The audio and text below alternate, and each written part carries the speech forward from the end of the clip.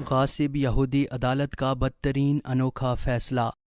اسرائیل کی ایک عدالت نے انوکھا فیصلہ سنایا ہے اور مقبوضہ مشرقی القدس میں فلسطین کے لیجنڈ مرحوم لیڈر یاسر عرفات کی واقع جائیداد کو ضبط کرنے کا حکم دیا ہے۔ یاسر عرفات اس جائیداد کے شریک مالک تھے۔ عدالت نے فلسطینی اتھارٹی کے ذمہ واجبات کی عدم ادائیگی پر اس جائیداد کو ضمنی نقصان کے طور پر قبضے میں لینے کا حکم دیا ہے۔ مقبوضہ یروشلم کی ضلعی عدالت کے اس فیصلے میں مرحوم یاسر عرفات کی جائیداد عرفات اسٹیٹ کو مدعا علیہ قرار دیا گیا ہے۔ عدالت نے اس کو اسرائیلی انتظامیہ کے قبضے میں دینے کا حکم دیا ہے اور کہا ہے کہ عرفات اسٹیٹ 30 دن میں اس فیصلے کے خلاف اپیل دائر کر سکتی ہے۔ اس صورت میں کیس پر کوئی نیا حکم کسی نئی سماعت کے بعد ہی دیا جائے گا۔ اسرائیل کی غیر سرکاری تنظیم شورات ہدایت نے مقبوضہ مشرقی یروشلم میں مرحوم یاسر عرفات کی جائیداد پر ایک دیوانی دعوے پر فیصلہ ہونے تک قبضے کے لیے عدالت میں درخواست دائر کی تھی۔ تنظیم کے مطابق یاسر عرفات دور حکومت میں فلسطینیوں کے حملوں میں 8 اسرائیلی یہودی متاثر ہوئے تھے۔ شورات ہدین کی سربراہ نتسانا دارشن نے ایک بیان میں کہا کہ یہ متاثرین اور ان کے خاندانوں کو انصاف دلانے کی جانب پہلا اہم قدم ہے۔ جائیداد پر قبضہ ضروری تھا کیونکہ اگر دعویٰ ثابت ہو جاتا تو پھر نقصانات کا ازالہ مشکل ہو جاتا ہے۔ یاسر عرفات کے بھتیجے نے یروشلم کی عدالت کے اس فیصلے کے رد عمل میں کہا کہ یہ ان کے لیے بالکل ناقابل قبول ہے۔ انہوں نے مغربی کنارے کے شہر رام اللہ میں ایک نیوز کانفرنس میں کہا کہ اسرائیلی عدالت نے جس جائیداد کو ضبط کرنے کا حکم دیا ہے اس میں یاسر عرفات اور ان کے بھائیوں کا حصہ بہت تھوڑا ہے۔ انہوں نے کہا کہ اس طرح کا فیصلہ چوروں، لٹیروں اور ڈاکوں ہی کا کام ہو سکتا ہے۔ واضح رہے کہ عرفات اسٹیٹ کی ملکیتی یہ جائیداد قریباً 2700 مربع میٹر 29,000 مربع فٹ ہے اور یہ جبل زیتون پر واقع ہے۔ یہاں سے مقبوضہ بیت المقدس کا قدیم شہر اور مسجد الاقصی کا نظارہ کیا جا سکتا ہے۔